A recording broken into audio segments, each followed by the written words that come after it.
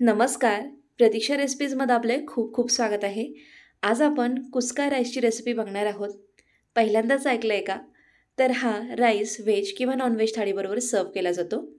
Pressure कुकरमध्ये शिजवला आहे तरी देखील बघा किती छान मोकळा सळसळीत हा तांदूळ आहे आणि परफेक्टली शिजलेलासुद्धा आहे. अगदी मोजक्या साहित्यात कमीत कमी वेळेत अप्रतिम असा हा राईस बनवून तयार होतो. याला आपण प्लेन बिर्याणीसुद्धा म्हणू शकतो. रेसिपीला सुरुवात करूया. तोपर्यंत प्रतीक्षाच्या रेसिपीला सबस्क्राईब करा, शेजारील बेल आयकॉनवर हिट करायला विसरू नका.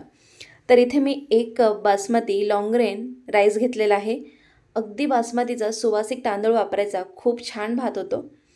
तर इथे हा 1 कप घेतलेला आहे. आता स्वच्छ 2 पाण्याने ना मी हा तांदूळ धुवून घेणार आहे आणि त्यानंतर हे तांदूळ धुतल्यानंतर यावरती तांदूळ बुडेल इतपत पाणी टाकून साधारण फोडणी तयार होईपर्यंत ना हा आपल्याला भिजत ठेवायचा आहे. 10 ते 15 मिनटं. तांदूळ भिजत आहे. आता कुकर गरम करायला घेतलं, त्यामध्ये साधारण 1 मोठा चमचा साजूक तूप घातले. यामुळे खूप छान चव येते, अवश्य वापरा. आणि सोबतीला साधारण 2 चमचे तेल घालायचं आहे. तेल तापल्यानंतर यात काही खडे मसाले घालायचे, ज्यात मी 3 तमालपत्र, 1 तुकडा दालचिनीचा, 4 मिरे, 3 लवंगा, 1 मोठी काळी वेलची, 3 हिरव्या वेलच्या आणि अर्धा चमचा शहाजिरं घेतले. साधं जिरंही वापरू शकता. खडे मसाले तेलावर छान फुलले गेलेत. परतल्यानंतर यात आपण 2 मध्यम आकाराचे कांदे बारीकसर चिरून यामध्ये घालायचे आहेत. उभे कांदे कापून सुद्धा तुम्ही वापरू शकता. कांदा इथे हलकासा गुलाबीसर झाला आहे. यामध्ये 3 हिरव्या मिरच्या मध्यभागी चीर देऊन टाकल्यात आणि सोबतच 1 मोठा चमचा ठेचलेलं आलं लसूण यामध्ये परतून घ्यायचं आहे छान. याचा कच्चा वास दूर होईपर्यंत हे मी परतून घेणार आहे. आणि त्यानंतर ना यात आपल्याला सुखे मसाले घालायचे. अर्धा चमचा हळद, 1 मोठा चमचा लाल तिखट आणि 1 मोठा चमचा यामध्ये आपण गरम मसाला घालतो आहे.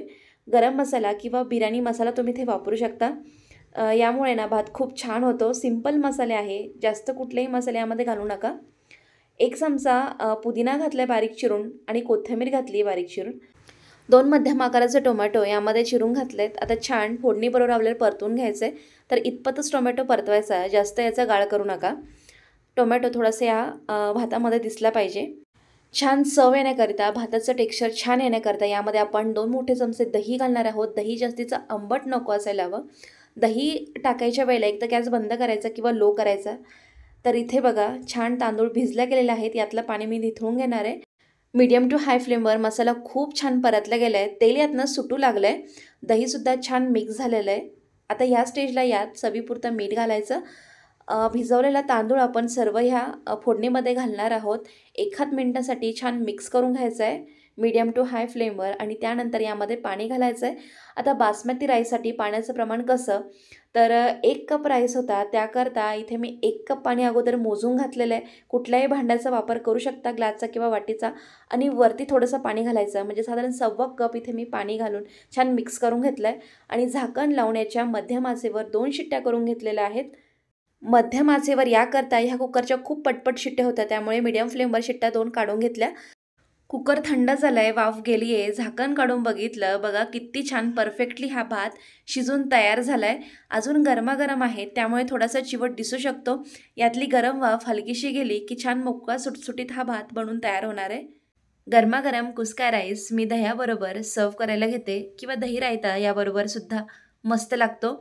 रेसिपी करून बघा, कशी झाली हे कमेंटद्वारे मला कळवलं विसरू नका. तसेच रेसिपी जर आवडली असेल ना तर व्हिडिओला लाईक करा, शेअर करा, चॅनलला जरूर सबस्क्राईब करा. पुन्हा भेटूया अशा एका छानशा रेसिपीबरोबर. धन्यवाद.